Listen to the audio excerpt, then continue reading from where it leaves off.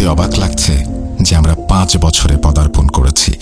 2020-এর 14 ফেব্রুয়ারি ভালোবাসা দিবসে আমরা শুরু করেছিলাম আমাদের যাত্রা। অমর একুশের পলাশ ফোটার কাল ছিল সেটি, আর ভালোবাসা দিবস ছিল সারা বিশ্ব জুড়ে।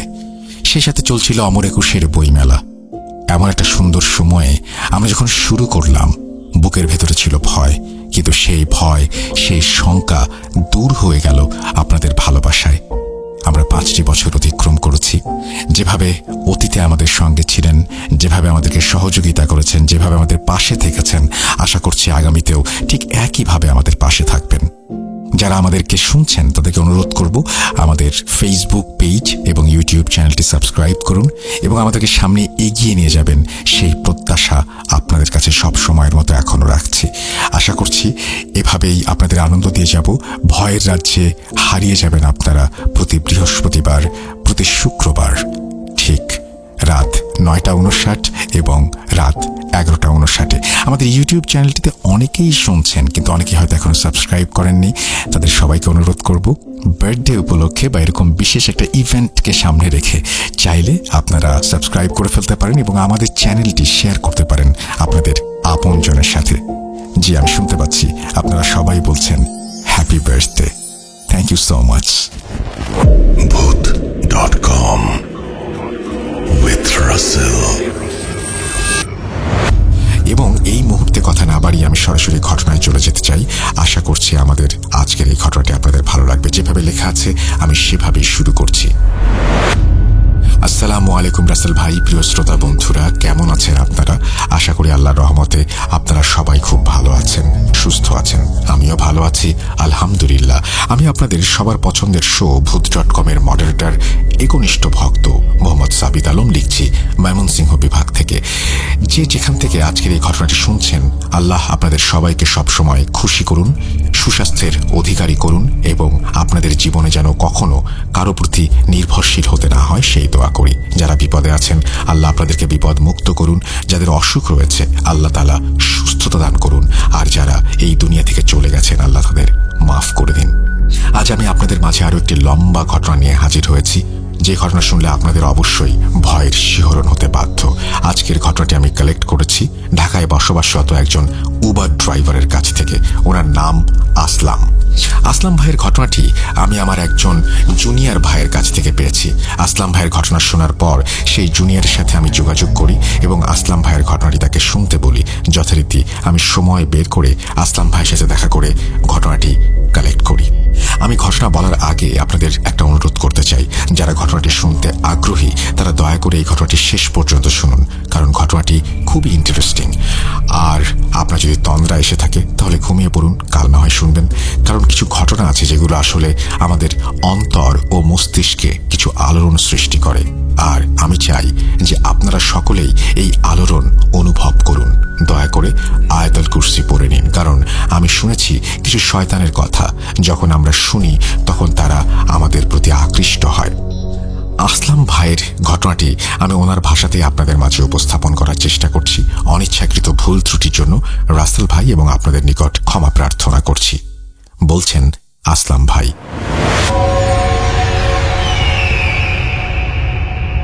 আসসালামু আলাইকুম, আমি আসলাম। পেশায় আমি একজন উবার ড্রাইভার।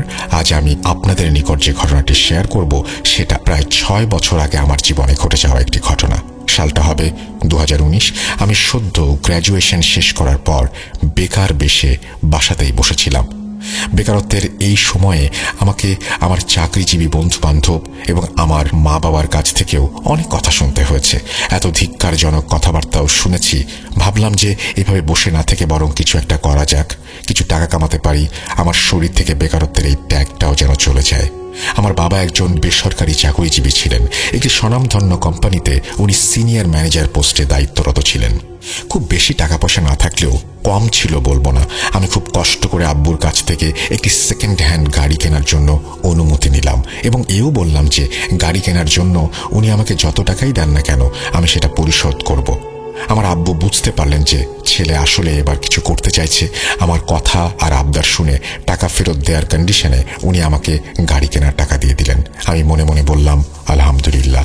প্রায় 1 মাস পর আমি আমার পছন্দ মতো একটি গাড়ি পেয়ে গেলাম এবং কাগজপত্র সব চেক করে নিজের নামে গাড়িটি কিনে নিলাম। গাড়ি কিনে নিজের হাত আরও একবার ঝালিয়ে নিয়ে আমি গাড়িটি উবারে রেজিস্টার করলাম।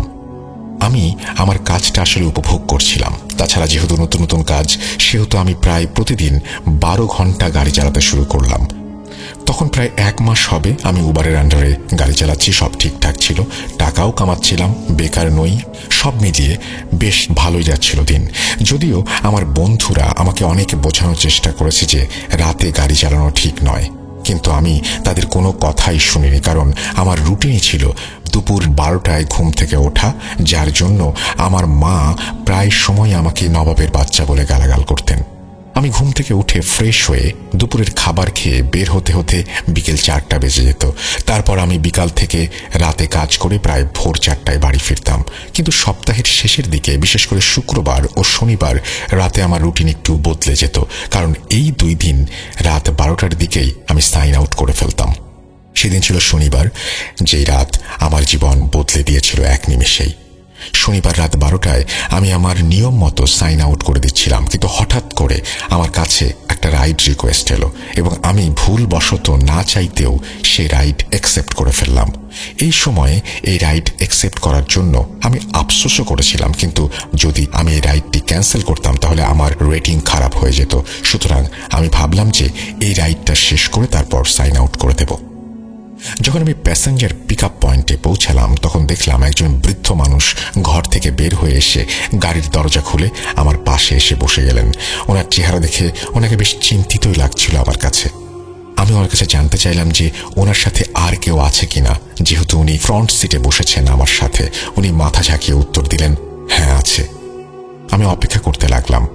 কয়েক মিনিট পর একজন মহিলার সাথে একজন যুবতী মেয়ে গাড়ির পাশে এসে দাঁড়ালো। ফ্রন্ট সিটে সেই বৃদ্ধ ব্যক্তিটিকে দেখে ওনারা 2 জন এসে গাড়ির পেছনের দরজা খুলে ভেতরে বসে গেলেন। ওনারা বসার পরপরই আমার গাড়িটা যেন ওনাদের ভারে একেবারে নিচে বসে গেল। আশ্চর্য, এমন তো কখনো হয়নি। ওনারা তো এত হেলদিও নন, তাহলে গাড়ির এই অবস্থা কেন? যাই হোক, 7-5 ভাবলাম না, কিন্তু ওনারা গাড়ির পেছনে এমনভাবে বসে গেলেন যেন ওনাদের খুব তাড়া। ওনাদের কিছু জিজ্ঞেস করলেও ওনারা উত্তর দিচ্ছিলেন না। আমি মনে মনে ভাবলাম, এ এক বিপদে পড়লাম আল্লাহ। আমি লুকিং গ্লাসে পেছনের দিকে নজর দিয়ে দেখলাম যে সেখানে শুধু একজন যুবতী মেয়ে বসে আছে, যাকে দেখে খুবই দুর্বল মনে হচ্ছে। মেয়েটির পাশে একজন মহিলা, যার অবস্থা দেখেও মেয়েটির মতোই মনে হচ্ছিল, খুব টায়ার্ড। এমন অবস্থায় আমি কখনো সামনে বসা আঙ্কেলকে দেখছিলাম, আবার কখনো পাশে বসা মহিলাটিকে। আমি একদমই বুঝতে পারছিলাম না আসলে কি হচ্ছে, ওনাদের এমন বেহাল দশাই বা কেন। আমার উবার ড্রাইভিং ক্যারিয়ারে এমন অদ্ভুত প্যাসেঞ্জার আমি আগে কখনো পাইনি। অগত্যা আমি বিসমিল্লাহ পড়ে প্রথমে গাড়ির ডোর লক করে স্টার্ট দিলাম। গাড়ি স্টার্ট হলেও গিয়ার অনুযায়ী যেমন স্পিড থাকার কথা সেটা পাচ্ছিলাম না। মনে হচ্ছিল যেন রিক্সা আমার গাড়িকে খুব সহজেই অতিক্রম করে চলে যাবে। প্রথমে আমার মাথায় এটাই আসছিল যে হয়তো গাড়িতে কোনো মেকানিক্যাল বা কোনো ধরনের কোনো ঝামেলা রয়েছে, অথবা অন্য যে কোনো ধরনের সমস্যা হয়তো হয়েছে। আমি খুবই কষ্টে গাড়িটা এক্সিলারেট করছিলাম। আমার গাড়িটা সেকেন্ড হ্যান্ড হলেও একদম নতুনই ছিল বলতে গেলে, এবং আমি এটা কেনার পরে ভালোভাবে সার্ভিসিং করিয়ে নিয়েছিলাম। আমি একদমই বুঝতে পারছিলাম না এই মুহূর্তে আমার সাথে কি ঘটছে। আমার পাশে থাকা আঙ্কেল, তিনি হয়তো আমার সমস্যাটা বুঝতে পেরেছিলেন। উনি বারবার পেছনের মেয়েটির দিকে তাকাচ্ছিলেন। উনি কি আমার সমস্যা বুঝেছিলেন নাকি মেয়েটার, আল্লাহ মালুম। হঠাৎ আমাকে বললেন, এই যে বাবা, তোমার গাড়িতে কি কোনো কোরআনের সূরার ক্যাসেট আছে? এখানে বলে রাখা ভালো, আমার পরিবারটি বেশ ধর্মপ্রাণ ছিল। আমরা সকলেই আল্লাহর হেদায়াতে 5 ওয়াক্ত নামাজ পড়তাম, আর আমি গ্র্যাজুয়েশন শেষ করার আগেই দাড়ি রাখতাম। যখন কোনো প্যাসেঞ্জার থাকতো না, তখন আমি এক মনে গাড়িতে অডিও প্লেয়ারে কোরআন ছেড়ে দিতাম, মন দিয়ে শুনতাম, কিন্তু কাস্টমারের অনুমতি ছাড়া আমি কখনোই সিডি প্লেয়ার ব্যবহার করতাম না। যখন সেই আঙ্কেল নিজে আমাকে কোরআনের আয়াত চালানোর জন্য অনুরোধ করলেন, তখন আমি হালকা সাউন্ডে কোরআন চালিয়ে দিলাম। আশ্চর্যজনকভাবে কোরআন ছাড়ার পর থেকে আমার গাড়ি ধীরে ধীরে একদম হালকা হতে লাগলো, এবং এক পর্যায়ে আমার গাড়ি ও গাড়ির পরিবেশ একেবারে স্বাভাবিক হয়ে গেল। আমি একটু হাঁপ ছেড়ে সেই যাত্রীদের তাদের গন্তব্যে পৌঁছে দিলাম। ভাড়া নিয়ে সেখান থেকে চলে আসার সময় সেই বৃদ্ধ ব্যক্তিটি বললেন, বাবা, যদি তুমি আবার এদিকে আসো তাহলে আমাদের আবার নিয়ে যেও। আসলে বাবা, আমরা এখানে মাত্র 15 মিনিট থামব। আমি কিছুক্ষণ ভাবলাম, যেহেতু আমার বাড়ি যাবার রাস্তায় তাদের বাড়িটিও পড়ে, সেহেতু 15 মিনিট থামাই যায়, মাত্র 15 মিনিটের ব্যাপার। তাহলে ওনাদের নিয়ে যাওয়া যায়, ফেরার সময় পেট্রোলও নিতে পারবো। আমি ওনাদের বললাম, জি আঙ্কেল, আমি অপেক্ষা করছি। আমার কথা শুনে বৃদ্ধ লোকটি আমার মাথায় হাত বুলিয়ে দিলেন এবং ওনাদের 3 জন একটা মাদ্রাসার ভেতরে চলে গেলেন। আমি অপেক্ষা করতে লাগলাম। 15-20 মিনিট পর ওনারা বের হয়ে এলেন। ওনাদের গাড়িতে তুলে আমি ওনাদের বাড়িতে নামিয়ে দিতে গেলে সেই বৃদ্ধ ব্যক্তিটি বললেন, বাবা, যদি কিছু মনে না করো তবে আমি তোমার গাড়িটিকে প্রাইভেটলি রেন্ট করতে পারি? আমি বললাম, জি অবশ্যই পারেন। তখন উনি বললেন, ঠিক আছে বাবা, তুমি কাল রাত 8টায় আবার আমাদের বাসায় আসবে। আমাদের রুট সেম থাকবে, মানে এই মাদ্রাসায় গিয়ে আবার ফিরে আসা। আর তোমার যে বিল হয়েছে বা যা হবে তার দ্বিগুণ আমি তোমাকে দেব। আমি ওনার কথায় রাজি হয়ে গেলাম এবং পরের রাতের জন্য ওনাদের প্রাইভেট ড্রাইভার হয়ে গেলাম। পরদিন রাত ঠিক 8টায় আমি ওনাদের বাড়ির সামনে পৌঁছে গেলাম। ওনাদের 3 জন মিলে গাড়িতে উঠে বসে পড়লেন। আর যেমন প্রথমবার হয়েছিল আবারও তেমন শুরু হলো। আমার গাড়ি আবারও কোনো এক অজানা ভারের কারণে নিচে বসে গেছে। সেই বৃদ্ধ লোকটি এবার গাড়ির অডিও সিস্টেমে নিজেই কোরআন ছাড়লেন। উনি কোরআন ছাড়ার পর আগের দিনের মতো গাড়ি ধীরে ধীরে স্বাভাবিক হয়ে এলো। আমার মনের কৌতূহল থাকলেও কোনো জাদু বা জিনের বিষয়ে কোনো ভাবনাই ছিল না, বরং আমি ভাবছিলাম যে কোনো কারণে হয়তো আমার গাড়ির কোনো সমস্যা হচ্ছে, মেকানিক দেখালেই ঠিক হয়ে যাবে। আর আঙ্কেল যিনি কোরআন শুনছিলেন, ওনাকে দেখে আমি ভাবছিলাম বৃদ্ধ লোকেরা হয়তো আল্লাহর রাস্তায় থাকতে চায়, তাই কোরআন শুনছেন। আর তারা এমনিতেই এটা শুনতে পারেন, কোনো অস্বাভাবিক কিছু না।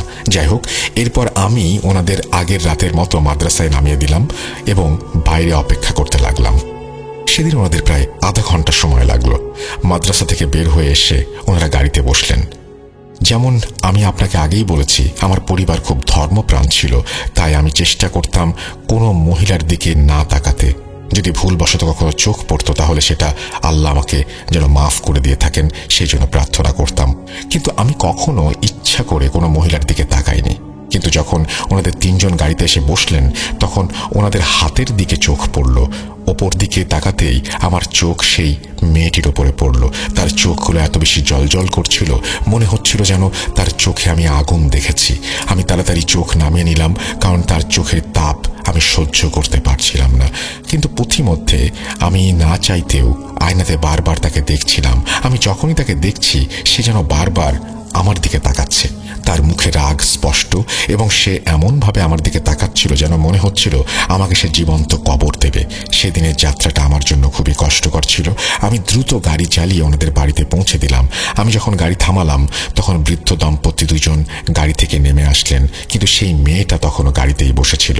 প্রথমে যে চিত্র আমার মনে এসেছিল মেয়েটির সম্পর্কে, যেমন তার চোখের আগুন, সেটা তখনও তার চোখে বিদ্যমান। তাকে দেখে এমন মানসিকভাবে অস্থিতিশীল মানুষ মনে হচ্ছিল আমার। ওকে দেখে মনে হচ্ছিল সম্ভবত কিছুক্ষণ পরেই তাকে ডাক্তার দেখানোর জন্য যেতে হবে। মেয়েটি গাড়িতে বসে আছে দেখে প্রথমে সেই বৃদ্ধ দম্পতি চেষ্টা করেছিলেন তাকে গাড়ি থেকে নামানোর, কিন্তু মেয়েটা কোনোভাবেই নামছিল না। বৃদ্ধা মহিলাটি ভেতর থেকে একজন গৃহ পরিচারিকাকে ডেকে আনলেন। উনি এসে মেয়েটিকে জোর করে গাড়ি থেকে টেনে নামিয়ে এলেন।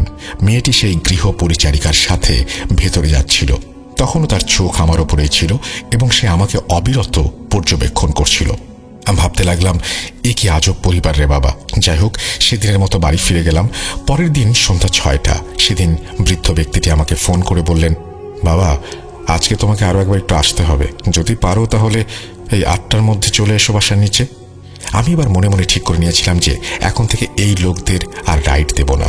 কিন্তু ওই বৃদ্ধ ব্যক্তির কথাটায় এমন অদ্ভুত রকমের একটা মায়া ছিল এবং যেভাবে উনি অনুরোধ করেছিলেন আমি চাইলেও ওনাকে না বলতে পারিনি। আমি ঠিক 8টার সময় ওনাদের বাসার সামনে পৌঁছে গেলাম। আজ ওনাদের গাড়িতে বসার আগেই আমি কোরআন চালু করে দিয়েছিলাম। 2-3 মিনিট পর আমি ওনাদের বাড়ি থেকে বের হতে দেখলাম। ওনাদের 3 জন গাড়িতে এসে বসলেন আর আমি ড্রাইভ করে সেই মাদ্রাসার উদ্দেশ্যে বেরিয়ে পড়লাম। আমি আজ কিছুটা অবাক হলাম যে আজ গাড়িতে মানুষ সেই আমরাই। আমি গাড়ি সার্ভিসিং করাইনি, কিন্তু আজ আমার গাড়িটি নিচে বসে পড়েনি, ভারীও হয়নি, একদম ঠিকঠাক। ঠিকঠাক। আমি আমার মতো করে গাড়ি চালাচ্ছিলাম। তখন আমার নজর সেই মেয়েটির দিকে যায়নি।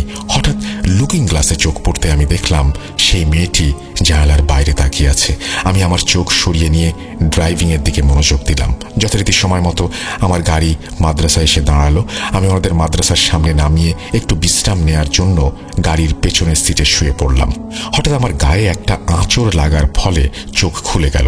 আমি যখন উঠে বসলাম তখন দেখলাম কালো রঙের একটি বেড়াল আমার গাড়ির ভেতরে বসে আছে। আমি যখন চোখের দিকে তাকালাম তখন সেখানে শুধু পুতুলের মতো সাদা অংশ ছাড়া আর কোনো কিছু দেখতে পেলাম না। আমি বিড়ালটাকে অনেকবার সরানোর চেষ্টা করলাম, কিন্তু কোনোভাবেই সে সরছিল না। কিছুক্ষণ পর সে নিজেই ঘুরে ঘুরে গাড়ির ভেতর থেকে বেরিয়ে চলে গেল।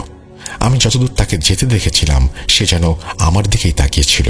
আমি বিড়ালটাকে এতই মগ্ন দেখেছিলাম যে আমার মোবাইলে অ্যালার্ম বাজার আওয়াজে আমি চমকে গেলাম। যখন আমি বুঝলাম যে এটা আসলে অ্যালার্ম, তখন আমি অ্যালার্ম বন্ধ করে বাইরের দিকে তাকালাম আর দেখলাম ওনাদের 3 জন লোক বাইরে দাঁড়িয়ে আছে। ওনাদের দেখে আমি খুব দ্রুত দরজা খুলে গাড়িতে উঠে বসলাম এবং ফিরে যাওয়ার জন্য ইঞ্জিন স্টার্ট করলাম।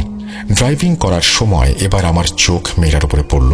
তখন দেখলাম সে পেছনের সিটে মাথা হেলিয়ে দিয়ে ঘুমিয়ে পড়েছে। মেয়েটার এই অবস্থা দেখে আমি আল্লাহর কাছে শুকরিয়া আদায় করলাম, কারণ যদি তার অবস্থা গতকালের মতো হতো তাহলে তো আমি একদমই গাড়ি চালাতে পারতাম না। সেদিন আর কোনো ঝামেলাই হলো না। এরপর আমি ওনাদের বাড়িতে নামিয়ে দিলাম আর আমি নিজের চিরপরিচিত কাজ অর্থাৎ নতুন প্যাসেঞ্জারের জন্য অপেক্ষা করতে থাকলাম। যাবার আগে সেই বৃদ্ধ ব্যক্তিটি আমাকে আবার পরের দিন আসার জন্য বললেন। পরের দিন সময় মতো আমি ওনাদের বাড়িতে পৌঁছালাম এবং এরপর সবকিছু আগের দিনের মতোই ছিল। আমি ওনাদের মাদ্রাসায় নামিয়ে দিলাম এবং গাড়িতে বসে চিন্তা করছিলাম আজ একবার ভেতরে গিয়ে দেখি না ওনারা আসলে করেনটা কি। যেই ভাবা সেই কাজ। আমি মাদ্রাসার ভেতরে ঢুকে পড়লাম।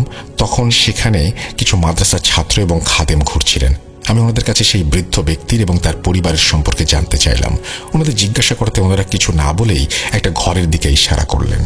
তারপর আমি আস্তে আস্তে সেই ঘরের দিকে এগিয়ে গেলাম এবং ঘরের দরজা খুলে ভেতরে প্রবেশ করলাম এবং যে দৃশ্য দেখলাম সেটা ছিল সেই মেয়েটি 3 জন লোকের হাতে পড়ে আছে এবং একজন আলেম তাকে পাইপ দিয়ে সজোরে আঘাত করছে। এটা ছিল একটা রাবারের খুবই মোটা পাইপ, যা সাধারণত আমাদের বাড়িতে ব্যবহার করা হয়। আলেম সাহেব এত জোরে মেয়েটির কোমরে আঘাত করছিলেন যে মেয়েটার চিৎকারের আওয়াজ সারা ঘরে প্রতিধ্বনিত হচ্ছিল। হঠাৎ দেখতে পেলাম মেয়েটার ঠোঁটে এক বিন্দু হাসি, আর মেয়েটি আলেম সাহেবের সামনে বসে পুরুষের আওয়াজে হাসছিল এবং আলেম সাহেবকে মা বাবা তুলে গালাগালি করছিল, যা আমরা অনেক ছেলেরা কখনো শুনিনি।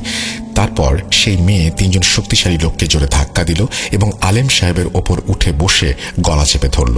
আমার অবস্থা এমন ছিল যে এই দৃশ্য দেখে আমার শরীর যেন কাঁপছিল। ধস্তাধস্তি করে সেই 3 জন ব্যক্তি আবার উঠে দাঁড়ালেন এবং আমাকে দেখে ওনারা সাহায্যের জন্য আমাকে ডাকলেন। আমি কখনোই কল্পনা করতে পারিনি যে আমি কোনো বেগানা নারীকে স্পর্শ করব, কিন্তু পরিস্থিতি এমন ছিল যে আমি সবকিছুই ভুলে গিয়েছিলাম। আমি সেই 3 জন ব্যক্তির সাথে মেয়েটাকে আলেম সাহেবের ওপর থেকে সরানোর চেষ্টা করলাম এবং অনেক কষ্ট করে তাকে আলেম সাহেবের ওপর থেকে সরিয়ে মাটিতে শুইয়ে দিলাম। সে এত জোরে আমার হাত থেকে মুক্তি পাওয়ার জন্য চেষ্টা করছিল যে আমাদের তাকে নিয়ন্ত্রণ করা কঠিন হয়ে পড়ছিল। এমন ঘটনা নিজের চোখের সামনে দেখে আমার মাথা ঘুরছিল। যারা আগে থেকেই এই ঘরটিতে ছিল তারা এই দৃশ্য প্রতিদিনই দেখেন, কিন্তু আমার জন্য এটা একদম নতুন। আমি যেন ভয় পেয়ে নিজেকে সামলাতেই পারছিলাম না। আলেম সাহেব উঠে গিয়ে ওনার হাতে থাকা পানির বোতল থেকে মেয়েটার শরীরে পানি মারতে লাগলেন আর সেই রাবারের পাইপটা দিয়ে তার কোমরে আঘাত করতে লাগলেন। কয়েক মিনিট পরে সেই মেয়েটির হুঁশ ফেরে এবং পুরোপুরি স্বাভাবিক হতে শুরু করে। আলেম সাহেব বললেন, তোমরা জানো আজই আমলের শেষ দিন, তাই তোমাদের কাল রাত 10টায় আবার আসতে হবে। আলেম সাহেবের কথা শুনে আমি সেখান থেকে বেরিয়ে এলাম এবং আমার পেছন পেছন সেই বৃদ্ধ দম্পতি আর সেই মেয়েটি এসে গাড়িতে বসলো। আমি ওদের 3 জনকে নিয়ে গাড়ির ভেতরে ছিলাম এবং তখন পর্যন্ত আমার পা কাঁপছিল। আমি ড্রাইভিং করার মতো অবস্থায় ছিলাম না। আমার মনে হচ্ছিল আমি সেখান থেকে পালিয়ে যাই। এছাড়াও আমি সেই বৃদ্ধ দম্পতির কাছে কিছু জিজ্ঞেস করার সাহসও পাচ্ছিলাম না। কিছুক্ষণ পর নীরবতা ভেঙে বৃদ্ধ ব্যক্তিটি নিজেই কথা বলতে শুরু করেন। তিনি বললেন, ওনার মেয়ে কলেজ থেকে কোনো এক ট্রিপে গিয়েছিল এবং সেখানে তার বন্ধুদের সাথে বাকি 5টা মেয়ের মতোই ট্রিপটি উপভোগ করছিল। সন্ধ্যার পর সবাই রুমে ফিরে এলেও ওনার মেয়ে নাকি রুমে ফিরে আসেনি। প্রায় রাতের দিকে হোটেল থেকে একটু দূরে অদ্ভুত জিনিসের ওপরে ঝুলন্ত অবস্থায় পাওয়া যায়, আর এরপর থেকে তার অবস্থা নাকি এমন হয়ে গেছে। যখন সেই আঙ্কেল আমাকে মেয়েটির এই অবস্থার কথা বলছিল, তখন হঠাৎ করে মেয়েটা তার গলা বদলে কিছু বলতে শুরু করলো। আঙ্কেল তখন কোরআনের সিডি চালু করে ভলিউম বাড়িয়ে দিলেন, আর মেয়েটি গভীর ঘুমে চলে গেল। নিজেকে সামলে আমি তাড়াতাড়ি সেখান থেকে বের হয়ে এসে ওনাদের নামিয়ে নিজের বাসায় ফিরলাম। সেদিন সেই রাতটা আমার ঘুমের মাঝে আমি এত বাজে রকমের দুঃস্বপ্ন দেখেছি যা বলার বাইরে। স্বপ্নে আমি মেয়েটার সাথে অনেক মানুষের মুখ দেখলাম, যারা আদতে মানুষ ছিল কিনা আমার জানা নেই। তাদের মুখগুলো ভয়ঙ্কর রকমের ফ্যাকাশে ছিল। অনেকবার রাতের বেলা আমি ভয়ে উঠে বসেছি আর এভাবেই ঘুমানোর বৃথা চেষ্টা করেছি। সেদিন আমি আমার মোবাইল অফ করে দিয়েছিলাম, কারণ সেই আলেম সাহেব যিনি মাদ্রাসায় ওই মেয়েটির চিকিৎসা করছিলেন, তিনি বলেছিলেন যে আজ মেয়েটার চিকিৎসার শেষ দিন। আমি আসলে আজ আর যেতে চাইছিলাম না। আমি দুপুর পর্যন্ত মোবাইল অফ রেখেছিলাম, আর তারপর সন্ধ্যার দিকে অন করলাম। তখন আমার হোয়াটসঅ্যাপে আঙ্কেলের মেসেজ আসলো। তিনি হতভাগ্য হয়ে আমাকে বলেছিলেন তিনি চান না যে তার মেয়ের এরকম পরিস্থিতিতে অন্য কেউ আসুক বা এই ব্যাপারটা জানুক। ব্যাস, তারপর আমি আমার মহান স্বভাবের বশে রাত 10টার আগে ওনাদের বাসায় পৌঁছে গেলাম। আমি ওনাদের 3 জনের সাথে কিছু সময় কাটালাম এবং ফাইনালি ওনাদের নিয়ে মাদ্রাসার দিকে ড্রাইভ করতে শুরু করলাম। গাড়ি চলছিল। মাঝ রাস্তায় আসা মাত্রই কয়েক মিনিটের মাঝে কিছু একটা ঘটে গেল। তখনও আমরা অর্ধেক রাস্তা পার হয়েছিলাম। ব্যাক সিটের পেছন থেকে কেউ একজন পুরুষালী গলায় বলছিল, এই জানোয়ারের দল, তোরা আমাকে কোথায় নিয়ে যাচ্ছিস? এই ভয়ঙ্কর আওয়াজ শুনে আমার পুরো শরীর একটা ভয়ের কাঁপুনি দিয়ে উঠল। আঙ্কেল আমার কাঁধে হাত রাখলেন এবং উচ্চ স্বরে কোরআন পাকের আয়াত পড়তে শুরু করলেন। আমার পরিস্থিতি ইতোমধ্যেই খুব খারাপ হয়ে গিয়েছে, কারণ আমি এই সব কিছু প্রথমবারের মতো এক্সপিরিয়েন্স করছি। সেই জন্য হয়তো ভয়টা আরো বেশি ছিল। কিছুক্ষণের মাঝেই আমি অনুভব করলাম যে আমার গাড়ির স্টিয়ারিংটা যেন অন্য কেউ নিয়ন্ত্রণ করছে। মেয়েটা আমাকে বলেছিল, এই এদের সাহায্য করার জন্য আমি নিশ্চয়ই প্রতিশোধ নেব। আমি কোনো কথা বলতে পারছিলাম না, কিন্তু মেয়েটা অনবরত আমাকে ধমকেই যাচ্ছিল। মেয়েটার ধমক শুনে আমি চমকে উঠি। আমি বৃদ্ধ ব্যক্তিটিকে বললাম, আঙ্কেল, আপনি আমাকে কোথায় ফাঁসিয়ে দিলেন? আমার এই ঝামেলার সাথে কি সম্পর্ক? তখন তিনি উত্তরে বলেছিলেন, বাবা, শুনতে খুব অদ্ভুত লাগবে জানি, তবুও বলছি যে আমাদের দোয়ার কারণে ইনশাল্লাহ তোমার কোনো ক্ষতি হবে না। এটা একটা শয়তানি জিনিস, মানুষকে ভয় দেখানোর চেষ্টা করে। ভয় পেও না বাবা। ওনার এই কথা শুনে আমি আর ওনাকে কি বলবো। উনি বলছিলেন যে তার জান প্রাণ দিয়ে তিনি চেষ্টা করছেন, ভয়ের কিছু নেই। আমি যেন মাথা থেকে পা পর্যন্ত ভাবনায় পড়ে গিয়েছিলাম। অবশেষে আমি তাদের মাদ্রাসার সামনে নিয়ে আসলাম। গাড়ি থেকে নেমেই আমাকে রেখে ওনারা দ্রুত পায়ে মাদ্রাসার ভেতরে চলে গেলেন। এদিকে আমি খুব কষ্টে নিজেকে কন্ট্রোল করার চেষ্টা করছিলাম। এও ভাবছিলাম যে ভেতরে না জানি মেয়েটির উপরে কি হচ্ছে। এসব ভেবে আমি গাড়ির বাইরে একা দাঁড়িয়ে থাকতে পারলাম না। ভাবলাম মাদ্রাসার ভেতরে যাই এবং আমি ঘরের বাইরে বসবো আর দেখবো ভেতরে কি হচ্ছে। এই ভেবে আমি মাদ্রাসার ভেতরে চলে গেলাম আর আস্তে আস্তে সেই ঘরটার দিকে এগোলাম। মাদ্রাসার ভেতরে এতটা অন্ধকার ছিল যে মনে হলো বাইরে থেকে কোনো কিছু দেখা অসম্ভব। এই ভেবে আমি ঘরের ভেতরে চলে গেলাম। আশা করেছিলাম সেই ঘরের ভেতরে কিছু মানুষ থাকবে। এরপর যখন আমি ঘরের ভেতরে প্রবেশ করলাম, তখন সেই একই দৃশ্য। 3 জন পুরুষ মেয়েটির চারপাশে দাঁড়িয়েছিল। সেই 3 জনই খুব সচেতনতার সাথে মেয়েটিকে পাহারা দিচ্ছিল, কেউ তাকে আক্রমণ করতে যেন না পারে। মেয়েটিকে দেখলাম পুরুষালী গলায় আলেম সাহেবের দিকে তাকিয়ে ইচ্ছা মতো গালাগাল করছে। আলেম সাহেব মেয়েটির কাছে এসে তার হাত ধরলেন আর বললেন, থাম শয়তান, তুই যদি আমার আসল শক্তি দেখিস তাহলে তুই এখান থেকে পালিয়ে যাবি। মেয়েটা প্রত্যুত্তরে বলল, আমার হাতে একটা শেষ লেখার ঘর আছে। এই বলে সে হাসতে লাগলো। সারা মাদ্রাসায় যেন অন্ধকার নেমে এলো, আর এই অন্ধকারে মেয়েটির হাসির শব্দটা কেমন যেন প্রতিধ্বনিত হচ্ছিল। তারপর আলেম সাহেব একটি মোমবাতি জ্বাললেন। আমরা যখন মোবাইলের টর্চ অন করলাম, তখন কথায় কথায় আয়াতে আয়াতে যুদ্ধ শুরু হয়ে গিয়েছিল। আলেম সাহেবের মুখে অনবরত আয়াত উচ্চারিত হচ্ছিল, আর মেয়েটা সবার সামনে বসে অনবরত গালাগাল করছিল। তারপর সেই মেয়ে বসে বসে 5 ফুট দূরে জানালার দিকে কিছু একটা ছুঁড়ে মারল। আলেম সাহেব হঠাৎ করে তার হাত দিয়ে সেই জিনিসটা ধরতে গেলেন। এরপর আলেম সাহেবের মুখ থেকে কিছু একটা বের হলো, আর মেয়েটা মেঝেতে পানি থেকে তুলে আনা মাছের মতো তরপাতে লাগলো। মনে হচ্ছে তার জীবনের আলো হয়তো নিভে আসছে। সে 2 হাত দিয়ে নিজের মাথা চেপে ধরেছিল এবং কিছুক্ষণ পরপরই মেয়েটি অচেতন হয়ে যাচ্ছিল। তারপর আলেম সাহেব তার আব্বুকে বলতে শুরু করলেন, দেখেন ভাইজান, সে তো এখান থেকে চলে গেছে, কিন্তু আপনাদের এখানে আর 1 সপ্তাহ আসতে হবে। আর আমাকে একটু চাপ দিতে হবে। আলেম সাহেবের কথা শেষ হতেই আমরা মেয়েটিকে শুধু উঠিয়ে গাড়িতে নিয়ে শুইয়ে দিলাম। আমি যত দ্রুত সম্ভব তাদেরকে বাড়িতে নামিয়ে দিলাম। হঠাৎ আমার পেছন সিট থেকে ওই পুরুষালী আওয়াজটা ভেসে এলো, যে আওয়াজটা সেই মেয়েটির মতো লাগছিল। যখন আমি পেছনে তাকালাম, আমি পাথরের মতো হয়ে গেলাম। আমার শরীরে রক্ত হিম হয়ে গেল। আমার গাড়ির পেছনের সিটে সেই কালো বেড়ালটাকে দেখতে পেলাম, যাকে আমি 2-3 দিন আগে মাদ্রাসায় দেখেছিলাম। তার চোখ যেন আগুনের শিখার মতো জ্বলজ্বল করছে। সে আমার দিকে অপলক দৃষ্টিতে তাকিয়ে আছে। তারপর হঠাৎ একটা বড় আওয়াজ শোনা গেল, আর আমি যখন চোখ খুললাম তখন আমি হাসপাতালের বেডে শায়িত ছিলাম। আমার সামনে আমার পরিবার দাঁড়িয়ে ছিল, তার সঙ্গে সেই বৃদ্ধ ব্যক্তিটিও। নিজেকে এভাবে হাসপাতালে আবিষ্কার করে আমি রীতিমতো অবাক হয়ে গিয়েছিলাম। আমি আমার মাথায় প্রচণ্ড প্রেশার দিয়ে ভাবছিলাম আসলে কি ঘটেছিল আমার সাথে, আমি হাসপাতালে কেন। এরপর আমি আমার পরিবারের কাছ থেকে জানতে পারলাম আমার হাসপাতালে আসার কারণ। আমার আব্বু আম্মু আমাকে বললেন, বাবা, তোমার একটা খুব খারাপ অ্যাক্সিডেন্ট হয়েছে। তোমার গাড়ি একটা পিলারের সাথে টক্কর খেয়েছে। আলহামদুলিল্লাহ যে আল্লাহ তোমাকে প্রাণে বাঁচিয়ে দিয়েছেন। আমি আবার আমার স্মৃতিতে মনোনিবেশ করতে শুরু করলাম, কারণ শেষ যে জিনিসটা আমি মনে করতে পারছি সেটা ছিল একটা কালো বেড়াল, যা আমার গাড়ির পেছনের সিটে বসেছিল। তারপর হঠাৎ একটা বড় আওয়াজ শুনলাম। আমি সেই আঙ্কেলের দিকে তাকালাম এবং জিজ্ঞেস করলাম, আপনি এখানে কিভাবে এলেন? তখন আমার পরিবার বলল যে এই আঙ্কেল আমাকে হাসপাতালে নিয়ে এসেছেন। আসলে যা ঘটেছিল সেটা হলো, যখন আমার গাড়ির অ্যাক্সিডেন্ট হয়েছিল তখন সেখানে অনেক লোক জড়ো হয়ে গিয়েছিল।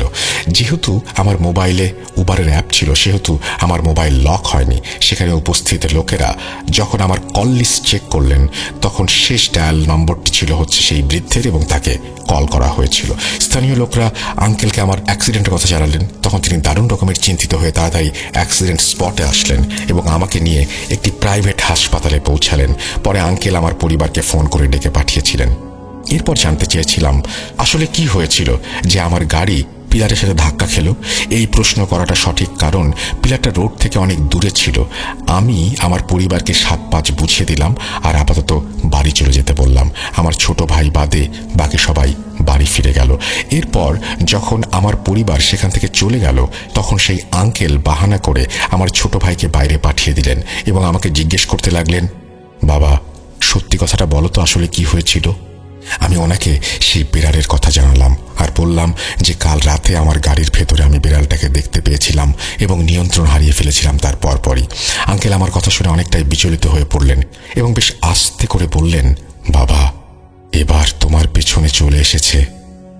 সেই সময় ডাক্তার এলেন এবং আমাকে পেইন কিলার দিলেন, আর অন্যান্য মেডিসিনের প্রভাবে আমি একেবারে পুরোপুরি তন্দ্রাচ্ছন্ন হয়ে যাচ্ছিলাম। আমি আঙ্কেলকে ডেকে বললাম, আপনি বাড়ি যান আঙ্কেল, কাল ইনশাল্লাহ ফোনে কথা হবে। আঙ্কেল চলে যাওয়ার পর আমার ছোট ভাই রুমে ঢুকে সোফায় বসে পড়ল। আমি কোথায় ছিলাম সেটা মনে করতে পারছিলাম না, কিন্তু খুব তাড়াতাড়ি একটা আওয়াজে আমি চমকে উঠলাম। দরজা খুলে দেখি ঘরে অন্ধকার, সোফা খালি পড়ে আছে।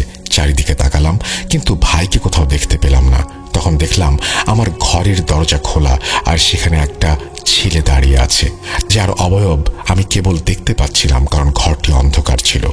হঠাৎ তার মুখের দিকে তাকাতেই আমি দেখতে পেলাম তার চোখ দুটো জ্বলছে। আমার জবান একদম বন্ধ হয়ে গিয়েছিল। আমি শুধু তাকে দেখছিলাম, সে আমার দিকে তাকিয়েছিল। তার মুখের ভাব দেখে মনে হচ্ছিল সে খুব রেগে আছে। যদিও আমি তাকে শুধু দেখছিলাম, তবুও মনে হচ্ছিল যে এটা সেই ছেলে যে মেয়ের সঙ্গে ছিল, আর এদের সাহায্য করার জন্য এই হয়তো আমাকে হুমকি দিয়েছিল সে আমার উপরে প্রতিশোধ নেবে। আমি বুঝতে পারছিলাম না, আমার মাথায় শুধু একটা চিন্তাই আসছিল। তারপর হঠাৎ করে আমার জবান খুলে গেল। আমি চোখ বন্ধ করে অসহায়ের মতো কাঁদতে শুরু করলাম। যখন চিৎকার করতে করতে আমি বুঝতে পারলাম আমার ভাইয়ের আওয়াজ আমার কানে আসছে। ধীরে ধীরে আমার কানে শব্দ আসতে শুরু করলো। ভাইটা আমার দুশ্চিন্তা নিয়ে দাঁড়িয়েছিল। আমি চারিদিকে নজর বুলাচ্ছিলাম। সিচুয়েশনটা এমন ছিল যে কয়েক সেকেন্ড আগে আমি যা দেখেছি, আর তারপর যখন আমি আমার ভাইকে জিজ্ঞেস করলাম, তুমি কোথায় চলে গিয়েছিলে, সে বলল, আমি তো কোথাও যাইনি, আমি তো সবসময় তোমার কাছে আছি। আমি বললাম, তুমি তো ঘরের লাইটও বন্ধ করে দিয়েছিলে, আর তুমি এখানে লাল চোখা কাউকে আসতে দেখেছ? সে অবাক হয়ে আমার দিকে তাকিয়ে বলল যে, ভাই, লাইট তো অনই ছিল, আমি তো তোমার পাশে শুয়েছিলাম এবং সজাগই ছিলাম। এসব বলার পর সে আমাকে অনেক বোঝাতে চেষ্টা করলো, ভাই, মনে হচ্ছে আপনি অদ্ভুত কোনো স্বপ্ন দেখছিলেন, কারণ কিছুক্ষণ আগে আপনি ঘুমের মধ্যেই হঠাৎ উঠে বসেছিলেন এবং দরজার দিকে তাকাচ্ছিলেন।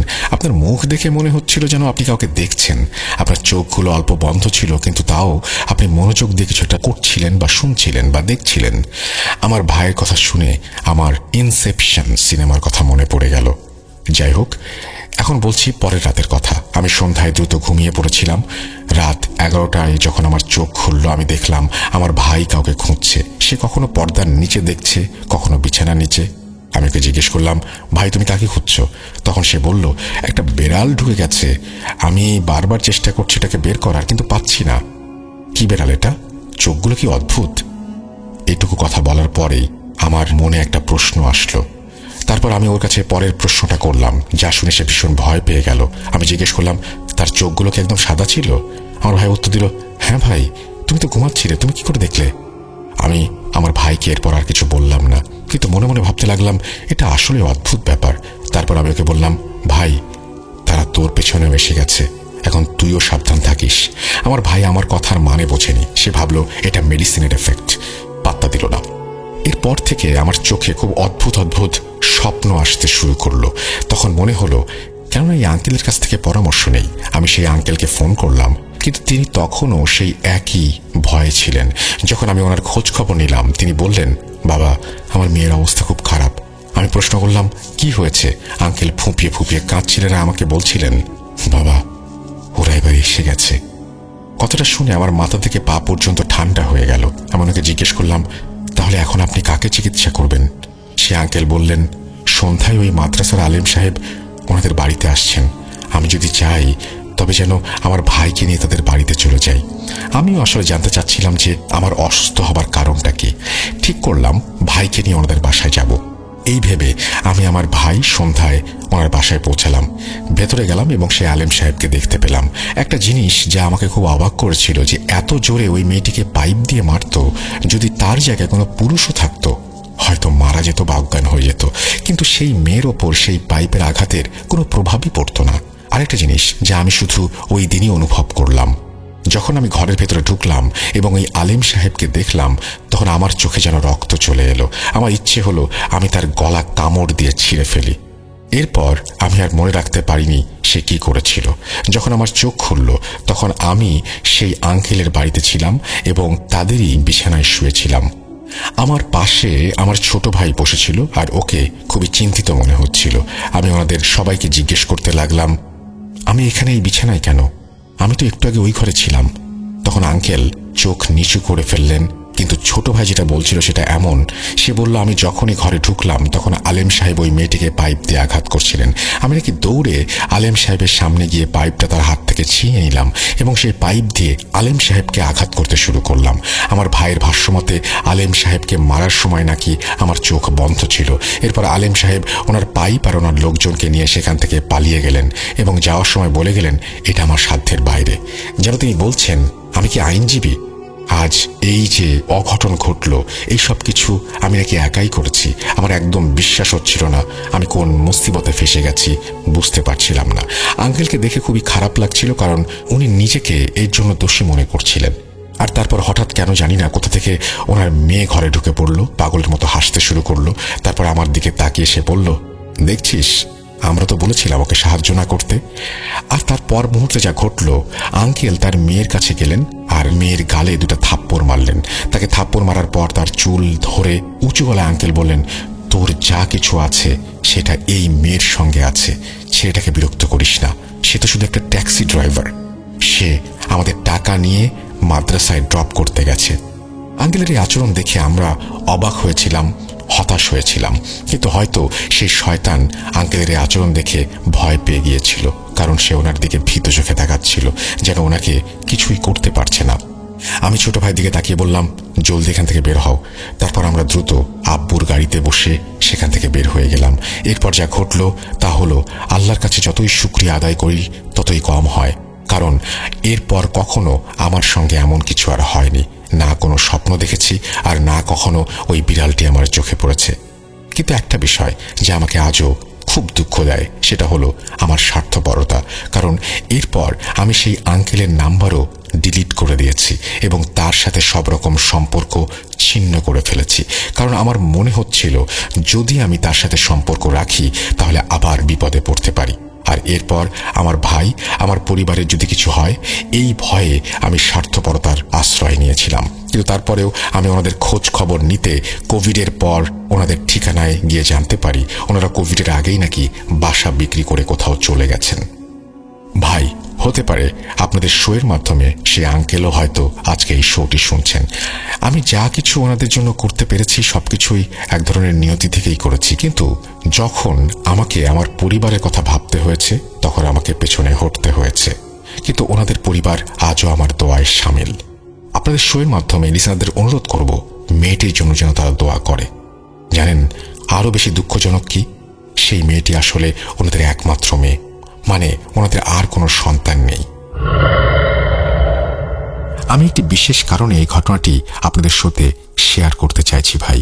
আসলে আমি আপনাদের কাছে একটি অনুরোধ করতে চাই, আপনারা সবাই ওনাদের পরিবারের জন্য দোয়া করতে ভুলবেন না। আসসালামু আলাইকুম।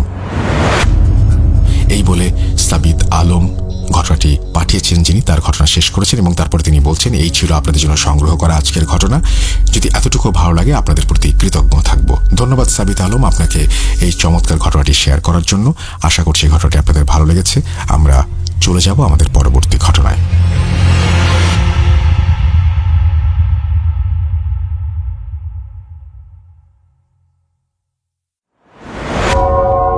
আবারও রাতের আঁধারে ভয়ের রাজ্য ফুঁড়ে ফিরেছি সেই পুরনো সুরে। বিশ্বাস করা বা না করা আপনার ব্যাপার, but the old music comes alive. Voot.com. The fear returns with Russell. Welcome back. আপনাদের সবাইকে স্বাগত জানাচ্ছি। আমি রাসেল। আশা করছি আপনারা সবাই ভালো আছেন, ভালোর দলে আছেন। আমিও ভালো আছি, ভালোর দলে আছি। আমরা কথা না বাড়িয়ে সরাসরি চলে যাব আমাদের আজকের প্রথম যে অডিও ক্লিপটি সেটিতে, এবং আশা করছি প্রথম থেকে শেষ পর্যন্ত আমাদের সঙ্গে থাকবেন। চলুন শুরু করা যাক।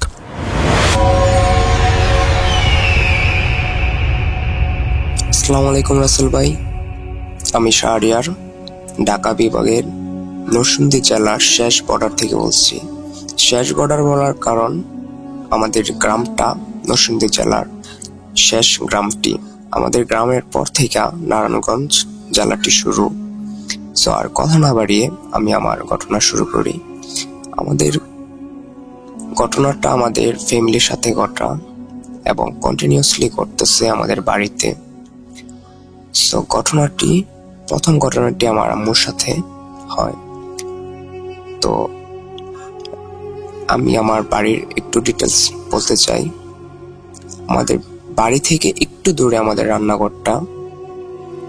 সো এর মাঝখানে, বাড়ি আর রান্নাঘরের মাঝখানে একটি কমলার চারা বলতেছি, আসলে এটা গাছও না, মানে একবারে চারাও না, মানে 3-4 বছর, 5 থেকে 6 ফিট হবে। এটার মধ্যে 2 বছর ধরে মানে কমলা হইতেছে। তো আমার আম্মু মানে 9টা থেকে 10টার মধ্যে মানে রুম থেকে বের হয়েছে যে রান্না করে যাবে। ওই সময় কারেন্ট চলে গেছে। তো মোবাইলের লাইট জ্বালিয়ে মানে উনি বের হন। তো আম্মু বের হওয়ার পর মানে মোবাইলের লাইটটা যখন মানে ওই গাছটার মধ্যে ধরেন, তখন আম্মু দেখতে পেল যে ওই গাছটা পুরো মানে উল্টো হয়ে মাটির সাথে মিশে গেছে। মিশে আবার সাথে সাথে আগের জায়গায়। তো আম্মু জিনিসটা দেখে মানে ওই সময় ভাবলো যে হয়তো চোখের ভুল বা কি ঘটলো, আম্মু তখন বুঝতে পারলো না।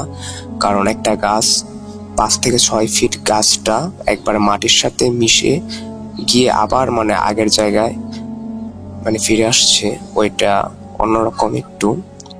তো জিনিসটা দেখে আম্মু ভয় পায় কিনা জানি না, সাথে সাথে আমাদেরকে এসে মানে বলে যে আমি তো এরকম দেখছি। গাছটার সাথে সাথে মাটির সাথে একবারে মানে লেগে সাথে সাথে আবার আগের জায়গায় মুভ করলো, মানে আগে যে এরকম ছিল ওই রকম।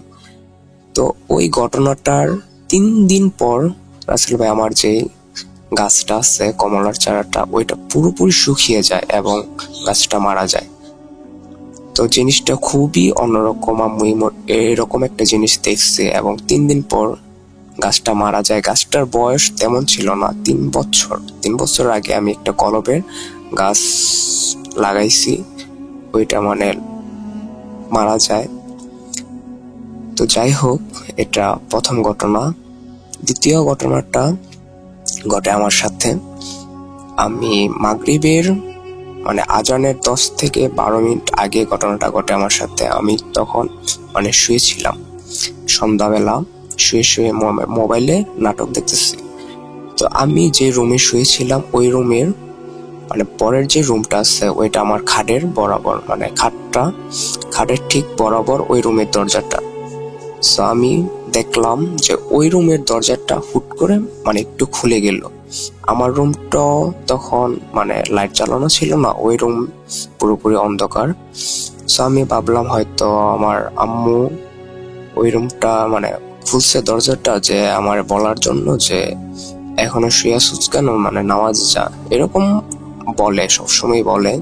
যদি মানে নামাজ না পড়ে শুয়ে থাকি বা আজানের আগে শুয়ে থাকি, ওই সময় আম্মু মানে বলে। তো আমি ভাবলাম হয়তো আম্মু খুলছে দরজাটা, কিন্তু আমি ওই দিকে একটু মানে চেয়ে আবার মোবাইলের দিকে মানে নাটক দেখতেছি। পরে হুট করে আবার দরজাটা বন্ধ হয়ে গেল। তো আমি কি মনে করে মানে আমার জিনিসটা অন্যরকম লাগলো, যে আম্মু যদি খুলতো তাহলে আম্মু তো কিছু একটা বলতো আমারে। পরে আমি খাট থেকে নামলাম, নেমে কি জানি মনে করে আমি আমার মোবাইলের টর্চটা মানে জ্বালাইলাম। হয়তো আমার ওই সময় অনেক কেমন জানি ভয় লাগতেছে, কারণ আমি ওই রুমের জানালা আর দরজা ভিতর থেকে মানে লাগিয়ে এই রুমে আইসা মানে শুয়ে মোবাইল দেখতেছি। তো আমি টর্চটা জ্বালিয়ে আমার রুমের লাইট অন করলাম। ওই রুমে আমি গেলাম, গিয়ে দেখলাম ওই রুমের দরজা মানে ভিতর থেকে লাগানো, জানালাগুলো লাগানো, মানে বাতাসে যে দরজাটা মানে খুলবে আবার সাথে সাথে লেগে যাবে ওই রকম কিছুই না।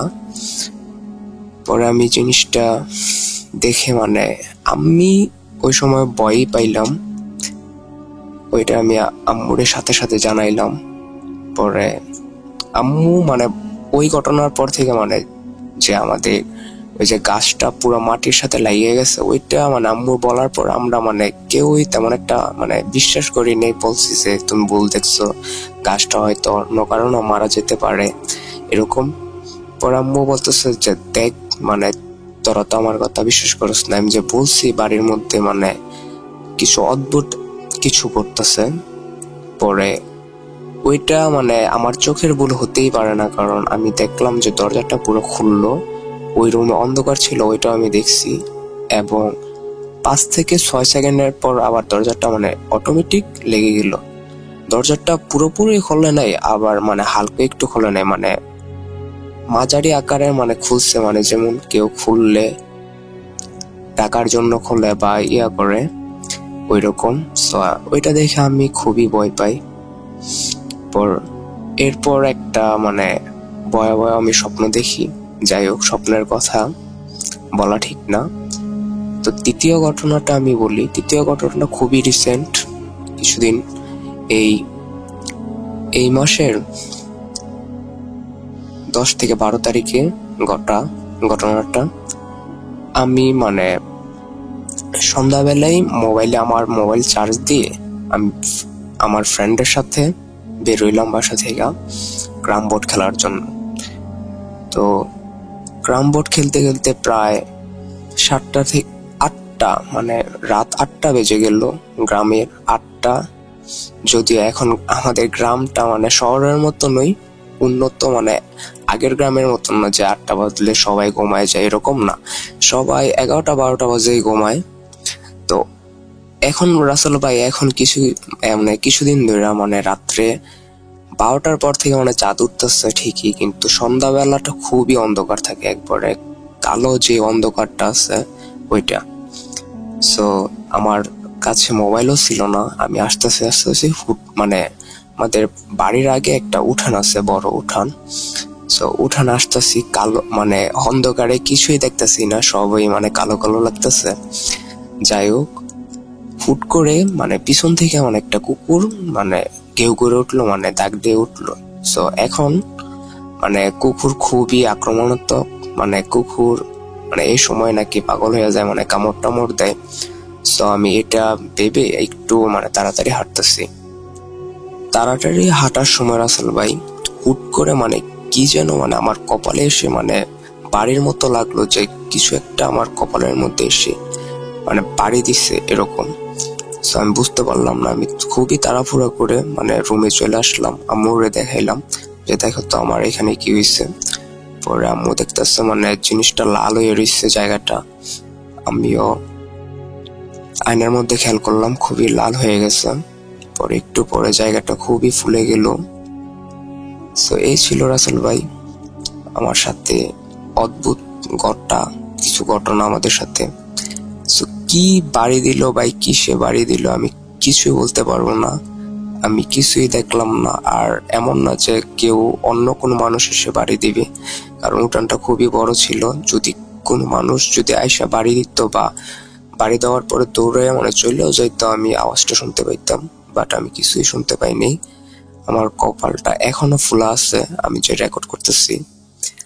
এই ছিল রাসেল ভাই আমার সাথে, আমাদের ফ্যামিলির সাথে ঘটে যাওয়া কিছু ঘটনা। যদি ভালো লাগে তাহলে লিসেলামদের শোনাবেন। আসসালামু আলাইকুম।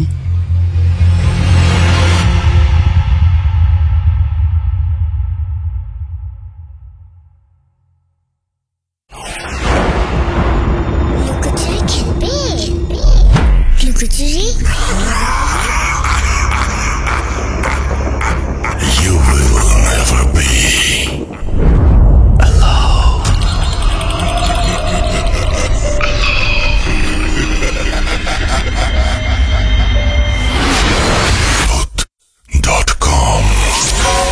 The fear returns with Russell. আরো একবার আপনাদের সবাইকে স্বাগত জানাচ্ছি আমি রাসেল। আশা করছি আপনারা সবাই ভালো আছেন, ভালোর দলে আছেন। আমরা কোনো কথা বলবো না, দেরি করবো না, সরাসরি চলে যাব পরবর্তী ঘটনায়। আশা করছি যে আমার এই পরবর্তী ঘটনাটি আপনার ভালো লাগবে। চলুন শুরু করা যাক। আসসালামু আলাইকুম রাসেল ভাই, আমি রিফাত বলছি মালয়েশিয়া থেকে। আশা করি ভালো আছেন, কারণ আপনি সবসময় ভালোর দলে। আলহামদুলিল্লাহ আমিও ভালো আছি। 2010 থেকে শুরু করে 2019-এর শেষ পর্যন্ত এমন কোনো ঘটনা নেই, এমন কোনো এপিসোড নেই যেটা আমি শুনিনি। ভূত এফএম না শুনলে আমার ঘুম আসতো না। ভূত এফএম আমার কাছে অনেকটা ওই বড়দের পুরনো দিনের গল্পের মতো, যে ভয় পাবো তবুও শুনবো এবং শুনেই ঘুমাবো। তো এটা আমার পাঠানো ভূত এফএমে প্রথম ঘটনা। এর আগে আমি কখনো পাঠাতে পারিনি, পড়ালেখার চাপে কিংবা কাজের চাপে। তো মূল ঘটনায় আসি। শুরুতে বলে রাখতে চাই, আমি আমেরিকান একটি ইঞ্জিন অয়েল কোম্পানিতে গত 1.5 বছর আগে জব নেই। তো কাজের সুবাদে তারা আমাকে পরীক্ষামূলকভাবে সিঙ্গাপুর এবং পরবর্তীতে মালয়েশিয়া পাঠায়। তো ঘটনাটা এখানে মালয়েশিয়াতে আমাদের একজন পুরাতন স্টাফ বাবু ভাই, তো বাবু ভাইয়ের সাথে আমি থাকা অবস্থায় এই ঘটনাটা ঘটে। তো কিছুদিন পরে আমাদের এখানে মালয়েশিয়াতে চাইনিজ নিউ ইয়ার খুবই ঘনঘটা করে পালন করা হয়, খুবই বড় করে পালন করা হয়। তো তার আগে সব ধরনের কোম্পানির সব ধরনের হিসাব, স্টক বা লসের, লাভের সব পরিমাণ তারা রিপোর্ট নেয়। তো আমাদের সামনে যেহেতু রিপোর্ট করতে হবে, আমরা শুরুতে যত স্টক মালগুলো আছে সবগুলোর হিসাব বের করার চেষ্টা করি। এজন্য আমরা সব ধরনের ফাইলগুলো স্টাডি করা শুরু করি। তো ফাইল স্টাডি করার সময় যত নতুন ফাইলগুলো ছিল সবগুলো সলভ হয়ে যায়, হিসাব মিলানো হয়ে যায়। কিন্তু আমি যেহেতু নতুন মানুষ, তো আমি চাচ্ছিলাম যে একটু বেশি কিছু করতে। তো আমি কিছু পুরানো ফাইল নেই যেগুলাতে গত 4 বছরও হাত দেওয়া হয় নাই। তো এরকম ফাইলগুলো নেওয়ার পরে দেখি যে বাহিরে আমাদের একটি স্টোর আছে, অনেকটা শেড। শেডের পেছন সাইডে প্রচুর পরিমাণে মাল আছে যেগুলোতে গত 4 বছরে হাত দেওয়া হয়নি। তো আমি ভাবলাম আমি আর বাবু ভাই ভাবলাম যে এগুলোর হিসাব বের করে ফেলি, কতগুলা আছে, কতগুলা আসছিল, কতগুলা ছিল, এরকম একটা কিছু। কিন্তু ওটা এমন ভাবে রাখা ছিল যে ওই পর্যন্ত পৌঁছাতে হলে আমাদের সামনে অনেক নতুন মাল আছে, সেগুলা সরিয়ে রাখতে রাস্তা বের করে তারপর আমাদের ভিতরে ঢুকতে হবে। তো এক প্রকার বাধ্য হয়ে আমাদের এখানে ফোকলিফট আছে, অনেকটা ক্রেনের মতো একটি গাড়ি, তো সেটা দিয়ে আমরা ভারী মালগুলো সামনে থেকে সরিয়ে ফ্যাক্টরির ভিতরে রাখতে লাগলাম। তো একটি রাস্তা করার উদ্দেশ্যে বাবু ভাইকে আমি জায়গা দেখিয়ে দিলাম এবং তিনি ক্রেনটি পরিচালনা করছিল, ড্রাইভিং করছিল। তো আমি ওনাকে যতটুকু সাহায্য করার করছিলাম। তো এমন অবস্থায় মোটামুটি অনেকটা রাস্তা তৈরি করে ফেলেছি। অনেকটা রাস্তা তৈরি করার পরে ওনাকে আমি ফ্যাক্টরির ভিতরে আরেকটি জায়গা দেখিয়ে দিয়ে বাইরে চলে আসলাম। তো আসার পরে দেখি যে একসাথে কিছু ড্রাম রাখা আছে যেগুলা খুবই নতুন, তো ওটার উপরে ধুলা পড়ে আছে। তো জিনিসটা দেখতে খুবই খারাপ দেখা যায়, এজন্য আমি সামনে গিয়ে হাত দিয়ে পরিষ্কার করতে লাগলাম। তো জিনিসটা এরকম ছিল যে ফু দিলে আপনার ধুলোগুলো উড়ে যায়। তো তারপর আমি হাত দিয়ে পরিষ্কার করছিলাম যাতে আরো সুন্দর লাগে, কিন্তু তৎক্ষণাৎ আমার কোনো হুঁশ জ্ঞান কিচ্ছু ছিল না। কিছুক্ষণের জন্য একদম চলে গেল। আমি ওখানে 5 মিনিট যাবত আমি ওটা হাত দিয়ে পরিষ্কার করতেছি কিন্তু আমার কোনো হুঁশ নেই। তো হুট করে আমার হুঁশ ফিরলো পেছন থেকে। বাবু ভাই যখন আমার কাঁধে হাত রাখলো তখন আমার হুঁশ ফিরে আসলো এবং তিনি আমাকে হাত দিয়ে বললেন, রিফাত তুমি কি কিছু দেখছো? তো আমি জিনিসটা বুঝতে পারিনি। আমি জিনিসটা না বুঝার কারণে আমি বলছি যে ভাই এখানে হালকা ধুলা ছিল, আমি এটা পরিষ্কার করে দিলাম। না এটা না, তুমি কি অন্য কিছু খেয়াল করছো? কারণ তুমি যে একটা কাজ তুমি একবার করলে হয়ে যায় সেটা তুমি বারবার করতেছো।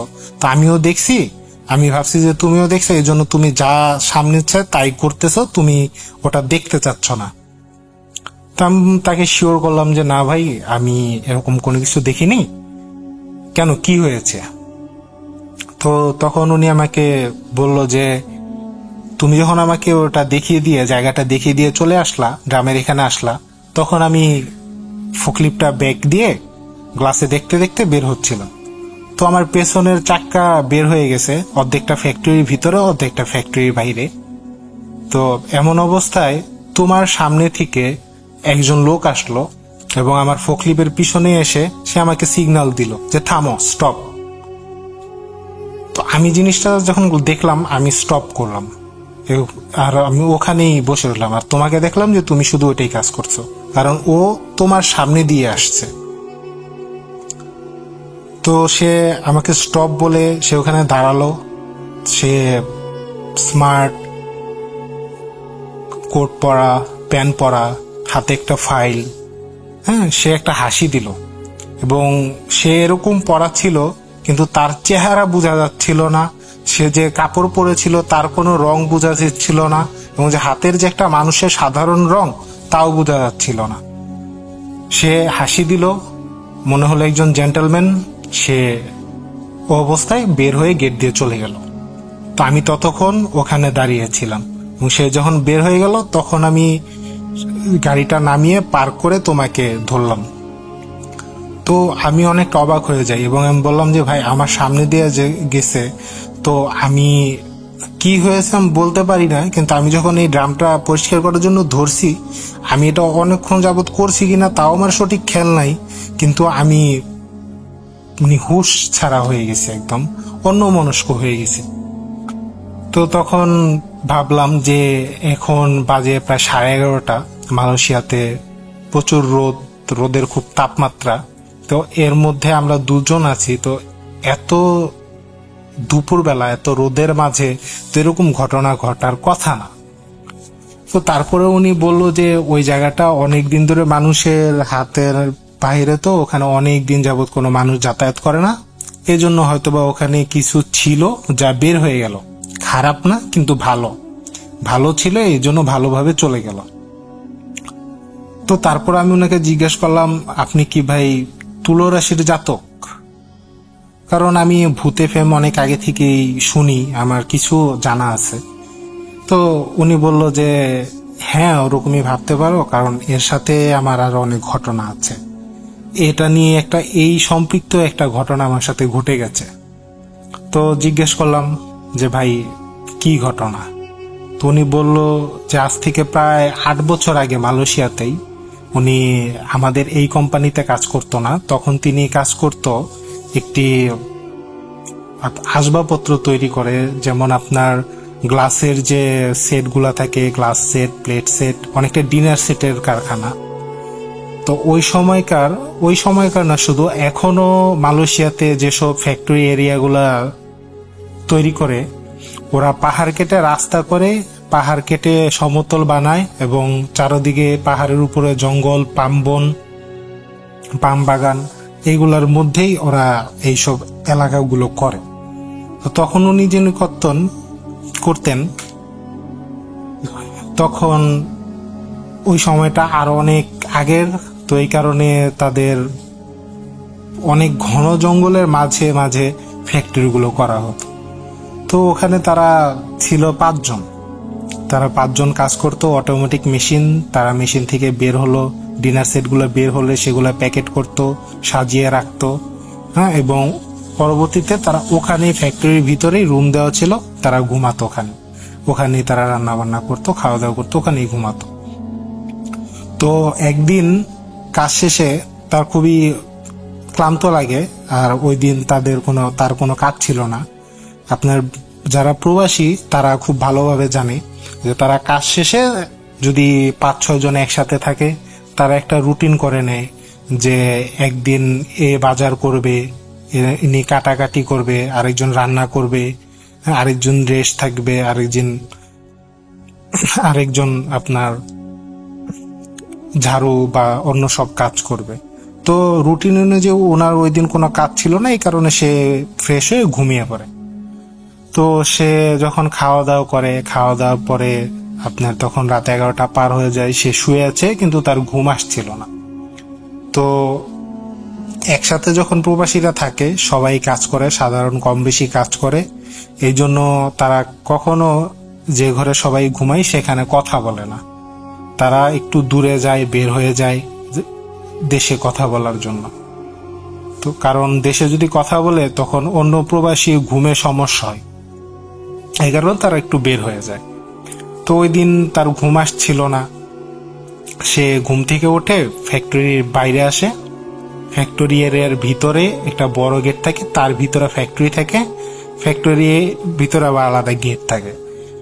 তো সে ফ্যাক্টরি গেট থেকে বের হয়ে গিয়ে বাইরে কথা বলছিল ফোনে কথা বলার এক পর্যায়ে রাতের তখন প্রায় 12:30 পার হয়ে যায়। পার হয়ে যাওয়ার পরে সে হঠাৎ করে শুনতে পারে যে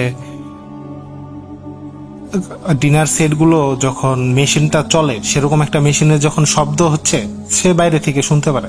তো তখন সে চিন্তা করে যে প্রায় 12:30 বাজে, তো এত রাতে কে মেশিন স্টার্ট করবে, আর এখন তো ওভার টাইমও নাই যে কেউ কাজ বাকি রাখছে সেগুলো করতেছে। তো সে তাড়াতাড়ি কথা শেষ করে সে ফ্যাক্টরির ভিতরে ঢুকে। তো ফ্যাক্টরির ভিতরে ঢুকে দেখে যে সামনের দিকে লাইট জ্বালানো আছে, কিন্তু পিছের দিকে যেখানে অন্ধকার, আলো পৌঁছাচ্ছে না, ওইখানে একটা মেশিন চলতেছে, কোনো মানুষ নেই কিন্তু মেশিন চলতেছে। তো সে সামনের দিকে গেল, মেশিনের কাছে গেল, দেখলো যে ডিনার সেটে যে প্রিন্টের মেশিনটা আছে, ওই প্রিন্টের মেশিনটা চলতেছে এবং ডিনার সেটগুলো আপনার অনেকটা কম্পন করছে আর কি।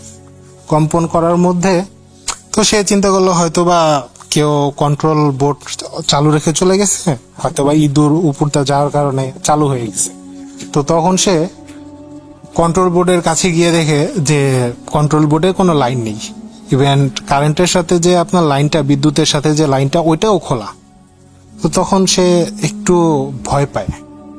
তো ভয় পাওয়ার পরে সে তার পকেটে সিগারেট ছিল, নগদে সিগারেট জ্বালায়। তো সিগারেট জ্বালানোর সাথে সাথে হয় কি, মেশিনটা বন্ধ হয়ে যায়। তারপরও সে ওখানে দাঁড়িয়ে দাঁড়িয়ে সিগারেট খেতে থাকে এবং ভাবতেছে যে কি হচ্ছে বিদ্যুতের লাইন দেওয়া নাই, তারপরেও মেশিনটা চলতেছে। তারপরেও সে চিন্তা করলো দেখি যদি কোনো রিজন থাকে, ভালো রিজন থাকে, তো সে দেখতে থাকলো। তো এমন সময় রেগে যদি কেউ জোরে জোরে নিঃশ্বাস নেয় এরকম শব্দ আসতে লাগলো। তো হুট করে যখন তার কানে আসলো সে খুঁজতে লাগলো যে কোথা থেকে আসতেছে। তখন সে দেখলো যে ফ্যাক্টরির একদম পেছন সাইডে বাম পাশে একটি কোনায় দুজন দাঁড়িয়ে কথা বলতেছে এবং তার দিকে খুবই রাগান্বিত দৃষ্টিতে তাকায় আছে। দুজন রাগান্বিত দৃষ্টিতে তাকায় আছে। সে জিনিসটা দেখে এবং সে বুঝতে পারে যে না, এরা কোনো মানুষ না, এরা হয়তো বা আগুনের জন্য সামনে আসতে পারতেছে না, এই জন্য তারা খুবই রাগে অবস্থা আছে। তো তখন সে আরেকটা সিগারেট ধরায় যাতে সামনে না আসতে পারে। সে তাড়াহুড়ো করে ওই ঘরে চলে যায় এবং তাদের একজন বড় ভাই ছিল ওই সময়, তো তাকে ডাক দেয়। তাকে বলে যে ফ্যাক্টরির ভিতরে কেউ আছে, আমি দুজন মানুষকে দেখলাম ফ্যাক্টরির ভিতরে আছে। তো ওনার বড় ভাই বলে যে চাবি আমার কাছে, মেন গেট তালা মারা, কে ঢুকবে, আমরা ছাড়া কে ঢুকবে, তুমি কি দেখছো না দেখছো ঘুমাও। তারপরও সে জোর করে তাকে তুলে আনার পরে সে সব লাইট জ্বালিয়ে দেয়। পরবর্তীতে আর খুঁজে পায় না। তো তখন সে বললো যে হয়তোবা তুমি কিছু ভুল দেখছো, তো তুমি যদি ভুল দেখো এটা নিয়ে টেনশন করো না, তুমি আসো ঘুমায় পড়ো, রাত করে আর বাইরে থাকার কোনো দরকার নেই। তো ওদিন আর সে বাইরে বের হয় না, সে ভিতরে ঢুকে যায়, ঘুমায় যায়। তো তারপরের দিন তার খুবই জ্বর আসে, প্রচুর জ্বর আসে। সে জ্বরের জন্য কাজ করতে পারে না, তারা ট্রিটমেন্ট করে, মেডিসিন নেয়। তো মোটামুটি 3 দিন পর জ্বর শেষ হয়, তার জ্বরটা চলে যায়। তো সবকিছু স্বাভাবিক। ওইরকমই একদিন কাজ শেষ করে ঘুমাচ্ছিল। ওই দিন ওই 5 জনের ভিতরে আরেকজন, উনি মোটামুটি রাত 3টার দিকে আপনার ঘুম থেকে উঠে ওয়াশরুমে যাবে।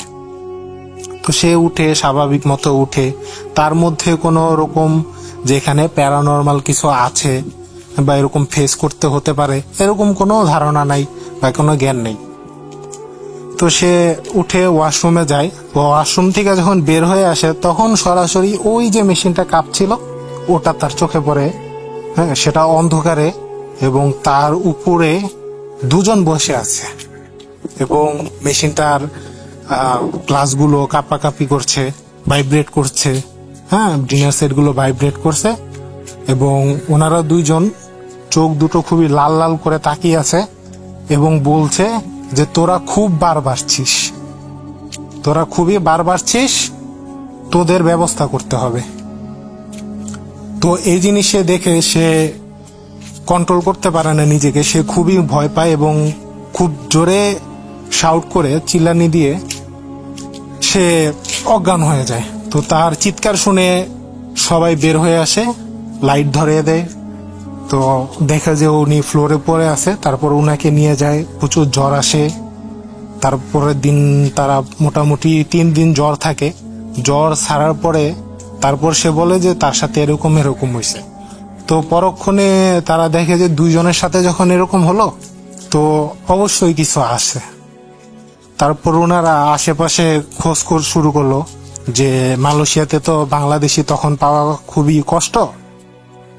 তো তারপরে খোঁজ করতে লাগলো যে এরকম কোনো লোক আছে কিনা যারা এরকম ধর্মচর্চা, এরকম জিন ভূত নিয়ে কাজ করে। তো তারা অনেক খোঁজাখুঁজি শুরু করলো, বন্ধু বান্ধবদের বললো চারিদিকে। তো তারা পেল অনেক দূরে একজন লোক আছে যে বাংলাদেশে থাকতে এগুলো করতেন, কিন্তু পরবর্তীতে সে মালয়েশিয়ায় চলে আসছে। তো তাকে অনেক রিকোয়েস্ট করে এক বন্ধের দিন, রবিবার বন্ধের দিন তাকে আনা হয় এবং সে আসার পরে তিনি দেখে, সবকিছুই দেখে এবং দেখার পরে বলল যে ওই মেশিনটাই কি। তো তখন সবাই অবাক হয়ে যায় যে তাকে তো এখনো বলা হয়নি যে কোন মেশিনটাই কি সমস্যা হচ্ছে। তো সে ওইখানে যায়, ওখানে যাওয়ার পরে বলে যে এখানে তোমাদের 2 জন বৌদ্ধ মিয়ানমার থেকে আসছিল, ওরা 2 জন বৌদ্ধ, ওরা 2 জনে ফ্যাক্টরিতে ইলেকট্রিক শর্ট খেয়ে মারা যায়। দুজন একসাথেই মারা যায়। তো মারা যাওয়ার পরে থেকে ওদের রূপ নিয়ে আশেপাশের কিছু বদ জিন এখানে মানুষকে ভয় দেখায়। হয়তোবা এর আগে কখনো তোমরা দেখোনি বা ফেস করনি, তো ওর মধ্যে তোমাদের ভাগ্যে পড়ে গেছে, তোমরা দেখছো।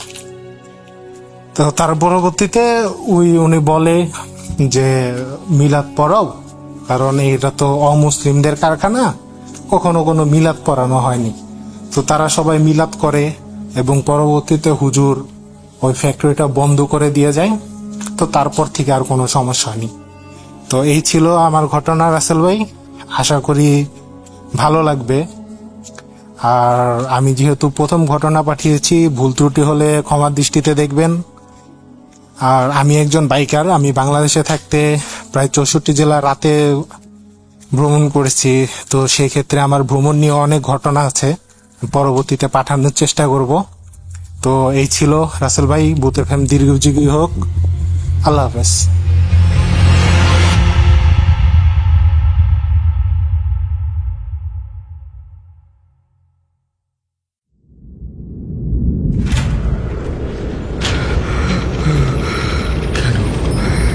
কেন তুমি আসো?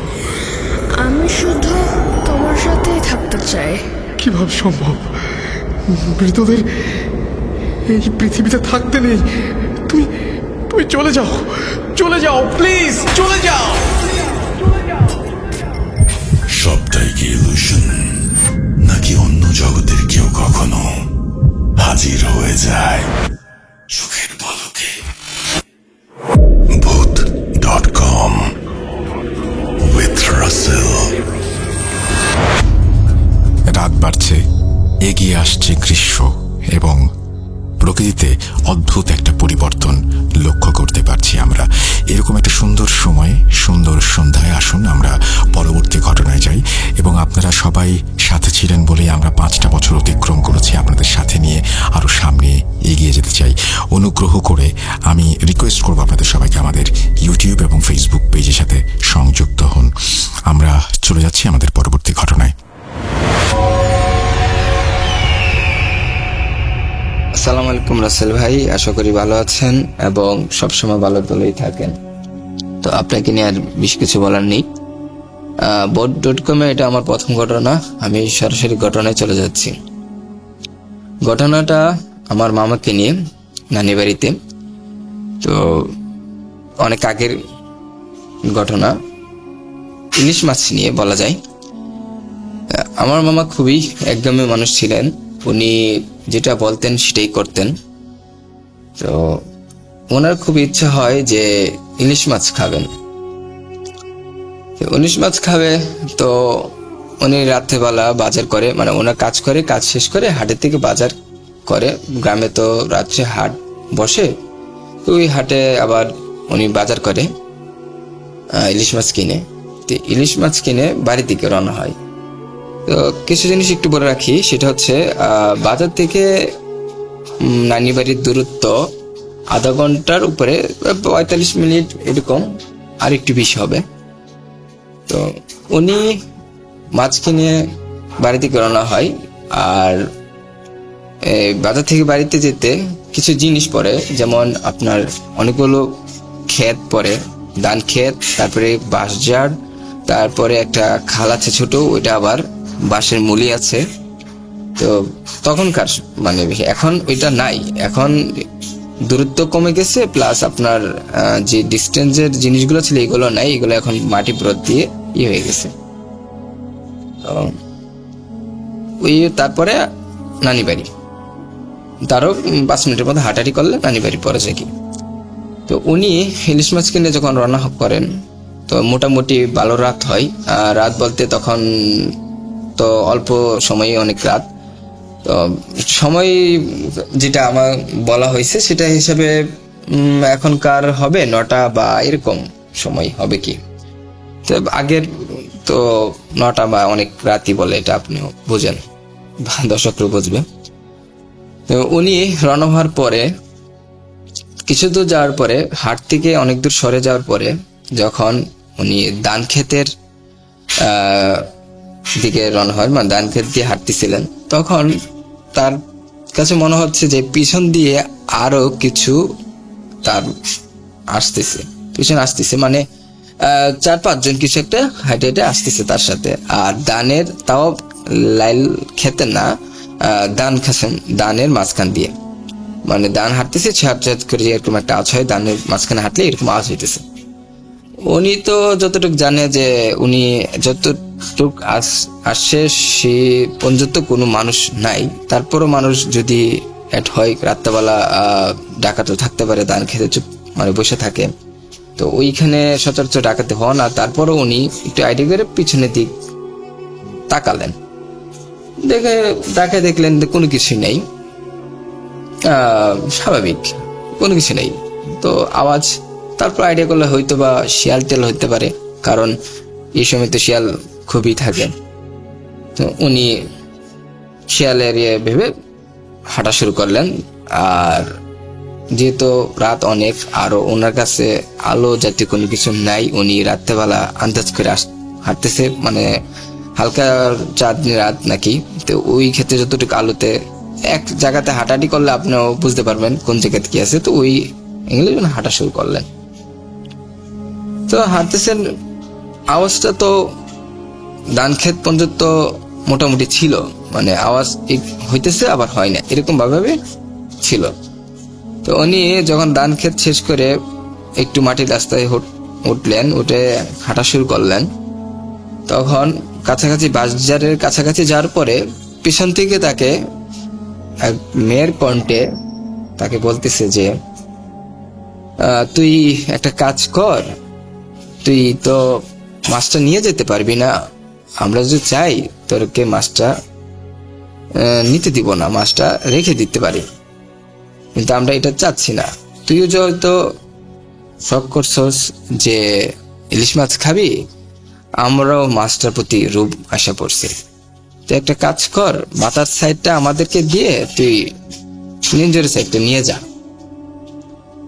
আমরা চাইলে তোর মাছটা নাও দিতে পারি, কিন্তু তুই শখ করছস, আমরা শখ করছি, তুই একটা কাজ কর, মাথা সাইডটা দিয়ে যা আর নিজের সাইডটা নিয়ে যা। হঠাৎ করে যখন এরকম একটা কথা শুনে তখন একটা মানুষের কিরকম ফিল হওয়ার কথা, উনি একটু হতভম্ব হয়ে যায়, আরে কি ব্যাপারটা কি, হুট করে এরকম মেয়ের কণ্ঠে ইলিশ মাছ মাথা সাইড নিয়ে যাবে, আবার রেজের সাইড তাকে দিয়ে দেওয়ার জন্য, মানে কিরকম। উনি সাহসী ছিলেন, পিছন দিক ঘুরে তাকায়, না কোনো কিছু নাই, স্বাভাবিক অনেকগুলো বাসজার দেখা যাচ্ছে।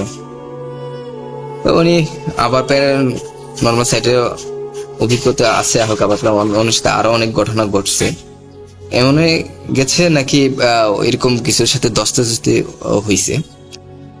তো উনি তো আইডিয়া করলেন যে হয়তো বা এরকম কিছু একটা যেটা তার ইলিশ মাছের দিক শখ করছে, যে ইলিশ মাছটা খাবে।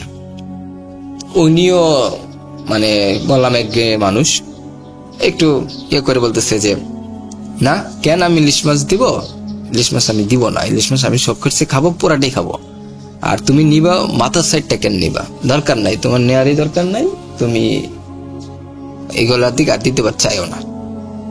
সে এই কথা বললে শুধু আবার হাঁটা শুরু করলো। তো মোটামুটি বাসটা যখন শেষ পর্যায়ে চলে যাবো, তখনই মানে যখন শেষ করে কিছুতে হাঁটলি আপনার বাঁশের ফুল পরে, এমন সময় ওনাকে আবার অ্যালার্ট করে যে এই তুই কিন্তু মাছটা দিলি না। তো আবার বলতেছি মাছটা চাইলে কিন্তু আমরা পুরাটাই লাগতে পারি, কিন্তু তোরে আমরা পুরাটা নিতেছি না, তুই অর্ধেকটা দিয়া যা, তুই অর্ধেকটা নিয়ে যা।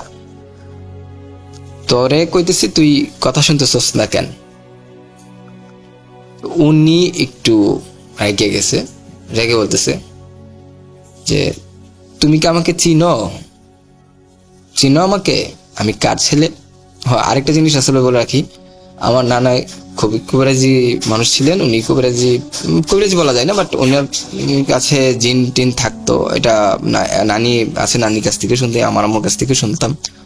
তো জিন টিন পালতেন আর এতে অনেক চিকিৎসা করতেন, ওইভাবে কোনো কবিরাজি না, পালতেন বলতে ওনার কাছে এমনি থাকতেন নাকি, ফরজগার মানুষ ছিলেন, তাই উনি ইয়ে করতেন। তো এইরকম কিছু প্যারানর্মাল কিছু হইলে উনি এটা ট্রিটমেন্ট করতেন। তো যাই হোক, তো উনি ওই সভাতে তখন কি, তো উনি বললেন যে তুমি কি আমাকে চিনো, আমি কার ছেলে জানো, তুমি আমাকে এইভাবে বারবারে ইয়ে করতেছো, আমি তোমাকে মাছ দিব না মানে দিব না, তুমি কি করো দেখি। উনি এই রাগ কইরা জিদ কইরা হাঁটা শুরু করলেন। তো ওইটা পিছন থেকে আর কোনো আওয়াজ নাই, কোনো সাউন্ড নাই, কোনো কিছু নাই। তো যখনই উনি ফুলে উঠবে, ওই যে আপনার বাঁশ যেটা বলে বাঁশের ফুল, ওটার মাঝখানে যায়, হ্যাঁ ফুল ওঠার সময় উনি একটু প্রথমে একটু ফুলটা ওটা আনইজি বোধ হয় নাকি, যে ফুলটা কেমন তো উনি নির্ভয়ে আবার হাঁটা শুরু করেন। হাঁটা শুরু করে ফুলের মাঝখানে যখন ওঠে তখনই ওনাকে তো একটা কাণ্ড করে, সেটা হচ্ছে ওনাকে আকাশে তুলে ফেলে। মানে হুট করে, আলহামদুলিল্লাহ উনি খুবই স্বাস্থ্যবান ছিলেন, ভারী মানুষ ছিলেন, খুবই স্বাস্থ্য, আগের মানুষের স্বাস্থ্য যেরকম হয় কি, ওনাকে হুট করে যখন আকাশে তুলে ফেলেন উনি তো অবাক। ভাই আমি মানে উনি কি বলবো বা উনি কি নিবে, কোন কিছু ইয়া নেই। তো উনি যখন আকাশে উঠে বলার বলে ওনাকে আলগি দিয়ে দেয় বা এরকম কিছু। তো উনি যেটা বলে যে তার ঘাড়ে মানে ধরে আলগি মারে। আলগি মারার পরে ওনার যখন আকাশে শূন্যতে বাঁচতেছে, তো উনি মাছও ছাড়তেছেন না। উনি বলতেছে দেখ তুমি কাজটা ঠিক করতেছো না, দেখো তুমি কাজটা ঠিক করছো না, নেক্সট দ্বিতীয়বার যদি তোমার সাথে আমার মিলা হয় তো কিন্তু খবর হয়ে যাবো, আর তুমি জানো না তুমি কারে ধরছো। এই কথা বলার আর দেরি হয় নাই, ওনাকে নিয়ে তো ওই খালের মধ্যে আছাড় মারে। পানি আদৌ পানি ছিল তখন, শেষ টাইম পানির দিকে। তো পালানো ওইখানে যখন অনেক আছাড় মারার পরও দেখে উনি ইলিশ মাছ ছাড়ে নাই। আছাড় খাওয়ার পর উনি উঠছে, ওইটাও ওই সে একই কথা যে তুমি কিন্তু জানতেছো না, তুমি বললাম ভালো কাজ করতেছো না। উনি কি করলে ওই ইলিশ মাছটা নিয়ে যখন আবার উঠতে যাবে তখন কি করছে, মোটামুটি যখন কি পারে উঠবে তখন তার পাটাকে ধরে আবার নিচে টান দিয়ে খেঁচড়ে নিয়ে এসে আবার অনেকক্ষণ কাদা মাটি হালকা, তো ওই কাদা মাটির মধ্যে চুবাইয়ে তখন আবার শূন্যতে উঠাইছে। ওঠানোর পরে উনি তো খুবই একটু আদা ছুবা মানে নাকে পানি টানি ঢুকে চলে গেছে নাকি ওনার, তো উনি খুবই একটু অন্যরকম হয়ে গেছে। তো ও তারপর তো উনি ইলিশ মাছ ছাড়ে না, ওনার কথা হচ্ছে ইলিশ মাছ ছাড়বে না। তো ওই রাগে যে ইলিশ মাছ ছাড়ছে না, তারপর উনি কি করলো, ওই যে বাজে ইয়াটা ওনাকে একটা আছাড় মারতে গেলে খুব ছুঁড়ে মারছে, জুড়ে ঢিল মারার মতন। উনি যেটা বলতেছে যে ওনার কাছে যে শোনা যায় উনি একটা ছোট বলের মতন হয়ে গেছে বা কোন একটা ইয়ার মতন, যা ইজিলি তার উড়াইতেছে, ইজিলি তার মারতেছে। তো মারার পরে যখন ঢিল দিল, তার গাছের সাথে বিকট পরিমাণে উনি বাড়ি খায়, মানে খুবই জোরে আওয়াজ হয়, আর উনি খুবই ব্যথা পাওয়ার পরে সেন্সলেস হয়ে যায়। তো ওনার জ্ঞান 4 দিন পরে ফিরে। 4 দিন পরে যখন ওনার জ্ঞান ফিরে তখন মামারা বা ওনার নানা সবাই, মানে আমার নানারা খুবই ওনাকে ইয়া বলে যে তুমি নানা আগে থেকে বিষয়টা অ্যাভয়েড হয়ে গেছে, যে তুমি ইলিশ মাছটা দিয়ে দিলে না কেন, তোমার এই রাগ তো ভালো ছিল না, আর তুমি হয়তো বা তোমাকে মেরেও ফেলতে পারতো, তুমি ইলিশ মাছ দিলে না কেন। তো উনি জ্ঞান ফেরার পরে মোটামুটি যখন একটু সুস্থ হয় তখন বলতেছে যে আমাকে কই থেকে পাইছে না আর কিভাবে পাইছে। যে সকালে তুমি যখন আসছো এটা তো আর খবর নাই, সবাই রাত্রে অনেক তোমাকে খোঁজাখুঁজি করছি, তারপর সকালে তোমাকে যারা কাজ করতে যায় তখন তোমাকে এখানে পাইছে, আর তোমার অবস্থা খুবই খারাপ ছিল, সারা শরীর জ্বর, তুমি লড়াচড়া করার মতন ছিল না, তো তোমাকে দৌড়াদৌড়ি করে নিয়ে পরে বাড়িতে নিয়ে আসছে। তারপরে মামা বলতেছে যে আপনি জানলেন কিভাবে তার বাবাকে যে আমি ইলিশ মাছ ছাড়ি। তুমি যখন নিয়ে আসছো তখনই বুঝতে পারছি তুমি হয়তো বা কিছু একটা ঘটনা ঘটাইছো, তোমার আম্মুকে জিজ্ঞেস করছি যে তুমি নাকি ইলিশ মাছ আনতে যাবে, আর এই সময় তো ওইদিকে ইলিশ মাছ নিয়ে আসাটা মানে খুবই অন্যরকম। সেই ক্ষেত্রে আমি অন্যভাবে যাচাই করে দেখলাম যে তুমি ইলিশ মাছ নাকি, আর তোমাকে ইলিশ মাছ চাইছে, তুমি ইলিশ মাছ দাও নাই, তাও তোমাকে অর্ধেকটা দিতে বলছে, তুমি অর্ধেকটা দেওয়া নাই, তো তুমি অর্ধেকটা দিয়ে দিতা, তো উনি মামা সচ্ছল যখন হয়েছে তখন বলতেছে যে আপনি কিছু করলেন না, আপনি কিছু বললেন না, আপনি এদেরকে কিছু একটা বিহেভ করেন। তো নানা বলতেছে যে আমি কি বিহেভ করবো, ওরা তো তোমাকে ভালো একটা করছে, তুমি তাদেরকে রাগ দিয়েছো, তারা তো তোমাকে প্রথম ক্ষতি করতে চাইছে না, তো তুমি কেন তাদেরকে এইভাবে করলা। তো উনি আর কিছু বলেও নাই, নানা ওইটা নিয়ে আর কিছু বলে নাই। যাই হোক, পরবর্তী উনি যখন সুস্থ হয় আলহামদুলিল্লাহ, কিন্তু একটা সমস্যা তার হয়ে যায় যে ডিলটা দেওয়ার পরে তার পিছন সেটের চাটনি ভেঙে যায়। ওটা চিকিৎসা করার জন্য অনেক তার সমস্যা হয়। চিকিৎসা করার পর, তখনকার চিকিৎসাতে এত উন্নতি ছিল না, যতটুকু চিকিৎসা করছে করার পরেও মানে উনি কোনো সময় আপনার সোজা হয়ে বসতে পারতো না, একটু ব্যাক হয়ে থাকতে হইতো হালকা থেকে, আবার সোজা হয়ে শুইতে গেল মানে এক সাইডে শুইতো, কোন সময় ওই সাইড হইতে পারতো না, ডান সাইডে থাকতে হইতো, বাম সাইডে উনি কোন সময় শুইতে পারতো না, ওনার বাম সাইডে সমস্যাটা হয় কি। তো এটা ছিল ঘটনা। তো আমি জানি এটা কতটুকু ভয়ের, আর অনেক ঘটনা আছে আমার পরিবার সাথেও ঘটছে যেগুলা এটা আমার কাছে একটু অন্যরকম লাগছে, তাই আমি এটা বললাম।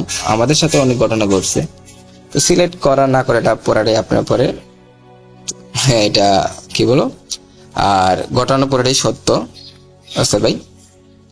আর এই আর কি, আশা করি ভালো থাকবেন, আর চেষ্টা করবো আরো ঘটনা দেওয়ার জন্য। আমার পরিবার সাথে ঘটনা ঘটছে এবং অনেক ঘটনা যেগুলা আচ্ছা আমি খুলনায় ছিলাম, খুলনায় ঘটছে, আশুগঞ্জ ছিলাম, আশুগঞ্জে ছিল, আপনারা চিনবেন কিনা, যাই হোক খুলনা তো চেনার কথা। আর ওই দিকে কি, এবং আমার পরিবারের সাথেও ঘটনা ঘটছে।